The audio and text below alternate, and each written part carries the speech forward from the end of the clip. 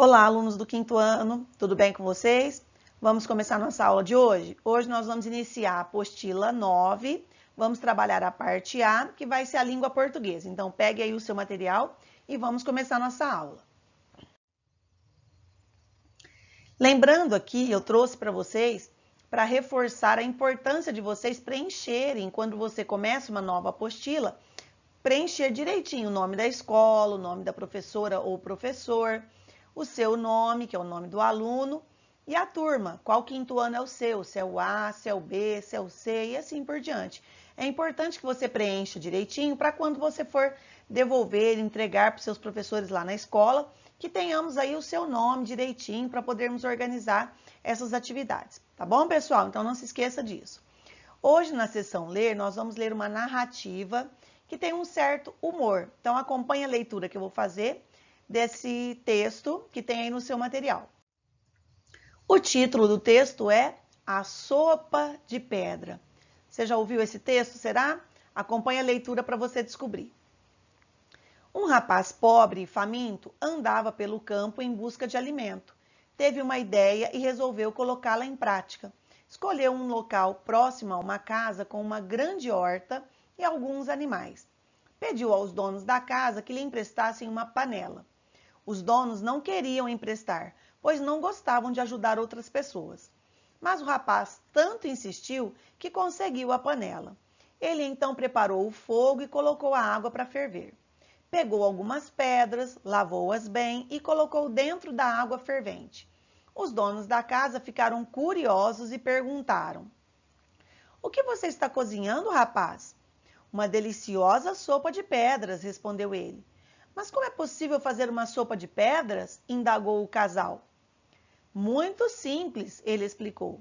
"Como veem, tenho aqui no fogo uma panela com água fervendo e pedras cozinhando. Sei fazer uma ótima sopa, mas se vocês tiverem algo para engrossá-la, como um pedaço de carne, batatas e feijões..." Os donos da casa lhe deram carne, batatas e feijões. O rapaz colocou tudo dentro da sopa e o cheiro começou a ficar bom. Ele então disse: se eu tivesse um pouco de tempero, a sopa ficaria bem mais apetitosa." E novamente os donos da casa lhe deram tempero. Ele foi cozinhando e mexendo até que a sopa ficou pronta e foi consumida pelos três. Assim que terminaram, o rapaz tirou as pedras da panela e jogou-as fora. Os donos da casa, espantados, disseram: "Mas e as pedras? Você não vai comer as pedras?" "Comer pedras?", repetiu o rapaz e fugiu correndo. Entender o texto, então agora vamos fazer as questões de acordo com esse texto da sopa de pedras. Eu vou ler todas as questões aqui para vocês, depois eu vou mostrar como vocês podem organizar no caderno, porque você já deve ter visto aí no seu material que não tem espaço para respondê-las. Número 1, primeira perguntinha. O rapaz da história faz realmente uma sopa de pedras? Explique. Então, nós vamos ter que colocar sim ou não e explicar. Número 2, em que lugar a história acontece? Porque como se trata de uma narrativa, lembra que nós já estudamos as características, a organização de uma narrativa? Tem que ter os personagens, tem que ter o tempo onde aconteceu, tem que ter o espaço, o lugar onde aconteceu. Então, aqui nós estamos perguntando em que lugar aconteceu essa história. Número 3. O número 3 é de múltipla escolha.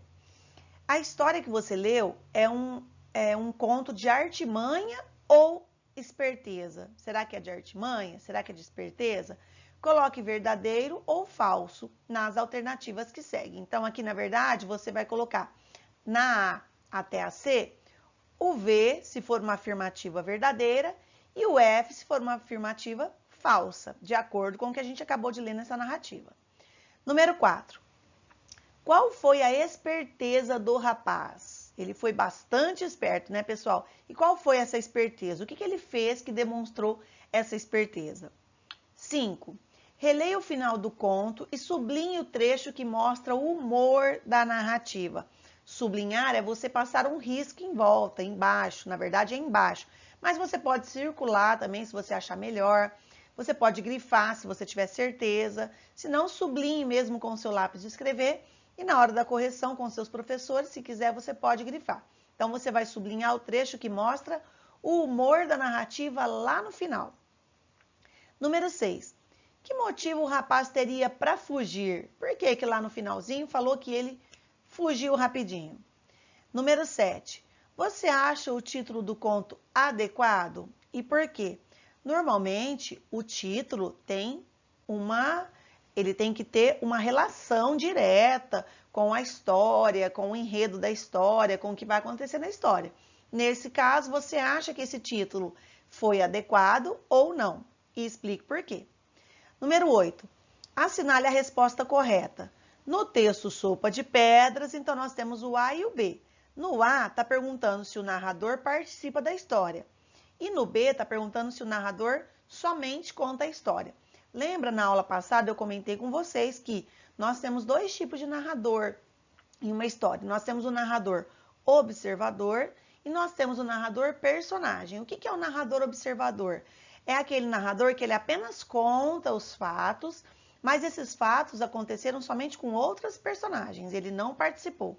O narrador personagem é quando ele está contando os fatos e ele também é um personagem, ele também participou desses fatos. Então, você vai descobrir novamente, leia lá o texto, e você vai marcar aqui se esse narrador da Sopa de Pedras, ele participou da história ou se ele não participou da história, se ele apenas contou os fatos.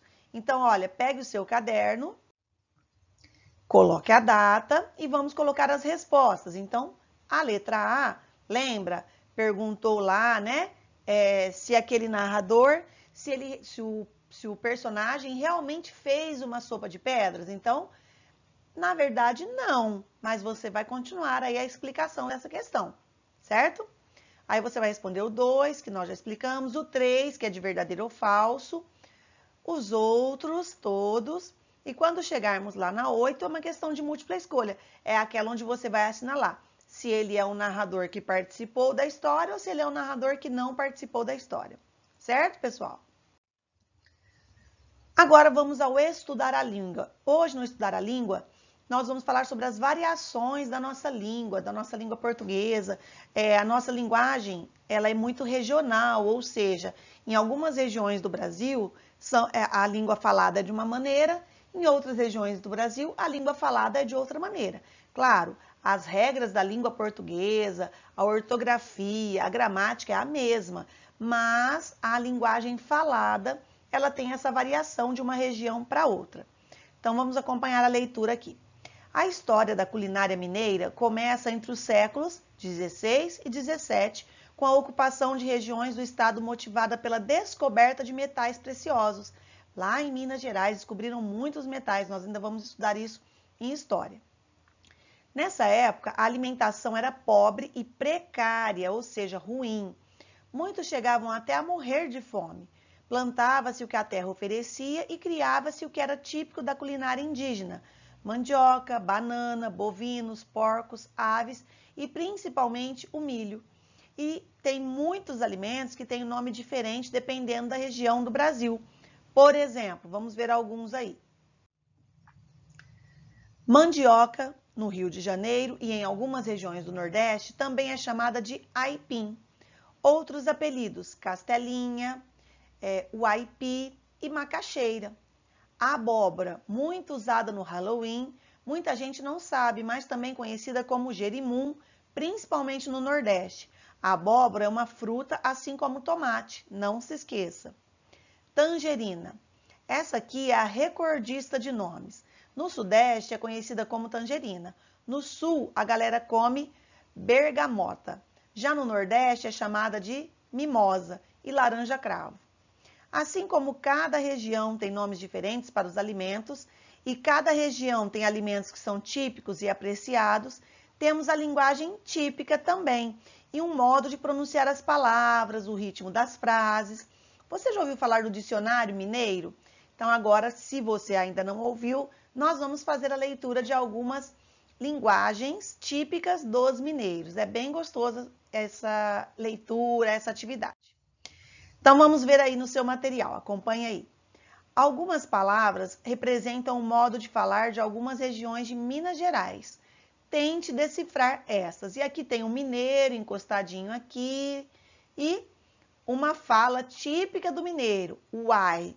O mineiro costuma colocar o uai em praticamente todas as suas frases. Não é só o mineiro, claro que nós também às vezes utilizamos o uai, mas ele é muito forte, ele é muito usado no estado de Minas Gerais, nos mineiros típicos mesmo. Então aqui, olha só, vamos fazer juntos alguns? Então nós temos a letra A, olha a maneira que eles pronunciam, angeonte. O que será que significa angeonte? Pensa aí, será que você consegue descobrir angeonte? Então, o correto é antes de ontem. Percebam que eles juntaram 3 palavras e formaram uma única palavra, angeonte. Olha a letra B, vamos tentar fazer juntos aí. Berzonte. O que lembra vocês quando vocês ouvem isso? Berzonte. Vamos ver? Então é aqui, ó, Belo Horizonte, que é lá a capital de Minas Gerais. Então eles falam Berzonte. E o resto? Agora vocês vão descobrir. Eu vou ler aqui para ajudar vocês, mas agora vocês vão tentar descobrir. A letra C, Badacama. Letra D, caos de quê? E, dentro do forno. F, Nimim. G, Dom Cotô. H, Esconfidente.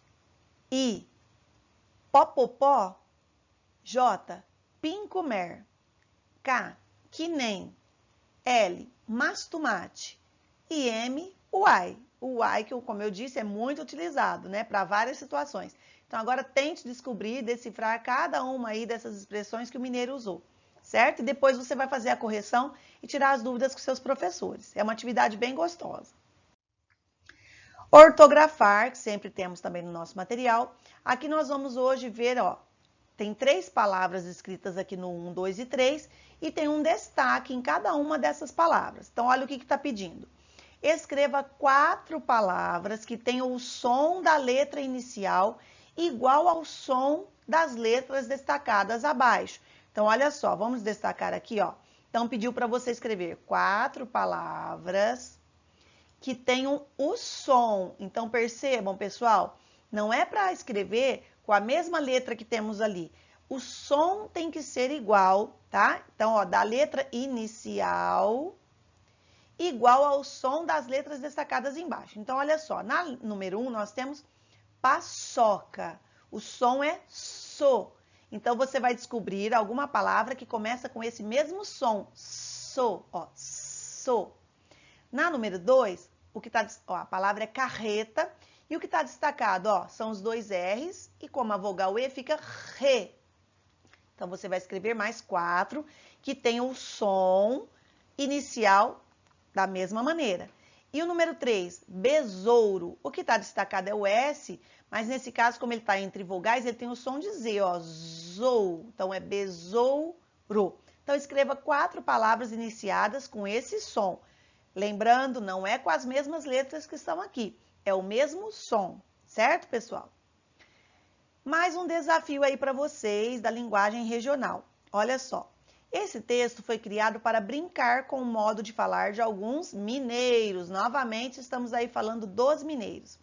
Para entender, leia procurando ouvir mentalmente a pronúncia. Em seguida, reescreva ou no caderno, utilizando a linguagem formal. Vocês vão perceber aqui, ó, o título é Declaração para os meus amigos. Então, aqui nós trouxemos o Chico Bento, porque ele é um exemplo de linguagem regional, ele é um caipirinha da Turma da Mônica, que a gente vê muito nos nossos materiais. Então, vocês vão perceber que, além dessa linguagem regional, o modo de falar, tem muitas palavras escritas ortograficamente erradas. Então, você vai ter que fazer o quê? A correção. Por isso que aqui embaixo falou para utilizar a linguagem formal. Nós vamos corrigir de maneira adequada, de uma maneira correta. Vamos ler o comecinho aqui, depois você vai ler o restante aí. Então, o título, novamente, Declaração para os meus amigos. Olha o comecinho. Vocês são o colírio dos meus olhos, são o chiclete garrado na minha calça jeans, são a maionese do meu pão, o limão da minha caipirinha, o recheio do meu biscoito, a mastomate do meu macarrão, a pinco-mel do meu boteco. Nó senhora, Gosto demais da conta dos 6, uai. Vocês são também o vide-perfume da minha penteadeira, o dentifrício da minha escova de dente. Ó, pra vocês verem, quem tem amigos assim tem um tesouro. Eu guardei esse tesouro com todo carinho, do lado esquerdo do peito, dentro do meu coração. Amo vocês, Padamá. Beijinho, em té. Fica até difícil de ler, né, pessoal? Porque como é uma linguagem que nós não estamos habituados, então tem palavras aí que vocês viram que eu dei uma paradinha para ler, porque a gente consegue ler, mas temos alguma certa dificuldade. Então agora como que nós vamos fazer? Aí no seu caderno, você vai pegar o caderno, vai começar colocando o título. Então o título já trouxe aqui, Declaração para os meus amigos. E aí você vai lendo frase por frase e vai reescrevendo. Então, eu fiz só o início para vocês. Então, começou assim. Vocês são o colírio dos meus olhos. São o chiclete agarrado na minha calça jeans. Percebam que o texto, o sentido do texto, nós não vamos mudar. É a mesma coisa, é o mesmo sentido, porém, com uma escrita formal, com uma escrita correta. E agora vocês vão terminar aí no seu caderno, certo? Continuação, ali o sinal para vocês continuarem. Tarefa de hoje, como sempre, chegamos aí na nossa tarefa e aqui tem o Chico Bento. Então ele abriu um caderno, um livro e tá lá. Estudar, estudar, estudar. De novo essa palavra e aqui novamente a linguagem regional, ó, estudar. Nós sabemos que o correto não é isso, mas aqui embaixo ele já falou novamente de uma maneira correta. Estudar é preciso. Então, apesar dele ficar bravo por precisar estudar, mas ele sabe que estudar é preciso. Então, vamos lá na nossa tarefa de hoje. Em casa, parte 1, responda utilizando o caderno. Você vai produzir um texto, né? Então, você vai se basear no texto que nós lemos e vai criar o seu próprio texto narrativo. Acompanhe, então, as orientações que eu vou fazer a leitura agora com vocês. Você produzirá um texto narrativo semelhante ao que leu no começo desta aula, A Sopa de Pedra, ou seja, contará uma história engraçada, uma história de humor. Para ajudar você na elaboração dessa narrativa, vamos lembrar alguns elementos do texto. Toda narrativa tem que ter esses elementos, então você vai lembrar sempre dessa sequência, desses elementos. Olha a primeira. Você tem que lembrar e você vai decidir, como é você que vai criar o texto, você vai decidir quem conta a história, se ela participa ou não dos fatos narrados. Ou seja, se o narrador do seu texto vai ser narrador personagem e vai participar dos fatos, ou vai ser apenas um narrador observador, que vai só contar o que aconteceu com outras personagens. Também tem que ser dito, tem que ser explicado na história onde se passa a história. O número 3, quem participa da história, que são os personagens. A número 4, quais os fatos principais da história, que esses fatos principais é o quê? É o desenvolver dessa história, é o que você vai criar aí para a sua história ter humor, como falou lá em cima, tem que ter uma parte engraçada. E o que faz essa história ser engraçada? Então, você vai desenvolver tudo isso aí na sua narrativa, certo? Agora que você já relembrou quais elementos pode usar em um texto narrativo, para assim tornar o texto engraçado, crie um texto bem divertido. Então, você vai pensar qual vai ser o assunto. Você pode se basear nesse, como falou lá em cima, na narrativa que nós lemos, que é A Sopa de Pedras, e criar o seu próprio texto, a sua própria narrativa, baseado nessa, ou criar uma completamente diferente. Mas tem que ser uma narrativa que tenha humor. Certo, pessoal? Use toda a sua criatividade aí. Cruzadinha. Agora a nossa outra parte da tarefa é uma cruzadinha, bem gostoso de fazer. Complete a cruzadinha escrevendo as palavras que completam as frases abaixo. Eu vou ler só a primeira para vocês. Número 1. Anel de casamento ou noivado? Como é que chama esse anel que nós usamos, né? De casamento ou de noivado? Vamos ver aí no seu material qual é a possibilidade? Conte o número de letras. Então, olha aqui, eu acabei de ler a número 1, que é o anel de casamento ou noivado. Qual é o nome? Aliança. Agora você vai preencher as demais palavras aí dessa cruzadinha. Em casa, parte 2. Nós temos aqui palavras com um R só e nós temos palavras com 2 R's. Então, você vai ler todas essas palavras aqui e vai completar com R ou 2 R's, certo? Lembra das regras de língua portuguesa. Quando é que eu posso usar 2 R's? Quando é que eu nunca posso usar? Então, vai se lembrando para você preencher corretamente aí. Mais uma cruzadinha, como nós trabalhamos também lá no nosso material. Palavras com cedilha, né? A letra C, que tem o cedilha, e também a letra S. O som da letra C com o cedilha e o S é o mesmo, né? Por isso, tantos erros, tanta confusão. Nossa língua portuguesa ela é bem difícil, né, pessoal? Por isso, nós precisamos praticar bastante a ortografia para você escrever cada vez melhor. Então, olha só, nós temos aqui as palavras verticais, ó, vou destacar aqui para vocês, e depois as horizontais. Só lembrando que verticais são as palavras em pé e horizontais são as palavras deitadas. Então, vamos ler a número 1 da vertical? Economia, renda que não é gasta. Então, quando eu faço uma economia, quando eu estou guardando dinheiro, qual palavra será que vai dar certo aqui na número 1? Lembrando do que ela tem que ter. Ou ela vai ter essa palavra, vai ter a letra C com cedilha ou a letra S. Então, o que pode ser? Quando eu faço uma economia, eu estou fazendo o quê? Poupança. Então, já fiz a primeira para vocês, né? E aí, vamos riscar ali, ó. Já fizemos a número 1. Agora, vamos lá na letra A da horizontal. Desacato, né? É uma palavra que não é muito legal. Quando você desacata uma pessoa, você está fazendo o quê com essa pessoa? E aí, olha aqui na letra A, já tem a primeira letra, que é o O, porque ela está cruzando com a número 1. Então, quando eu desacato alguém, eu estou fazendo o quê? Uma ofensa.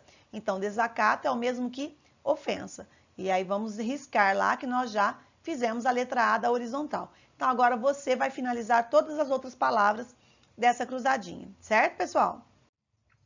Chegamos então ao final de mais uma aula. Então estudamos aí uma narrativa de humor, depois estudamos a linguagem regional, a linguagem dos caipirinhas lá de Minas, por isso que nós aí estamos falando novamente do Chico Bento, que é o nosso caipirinha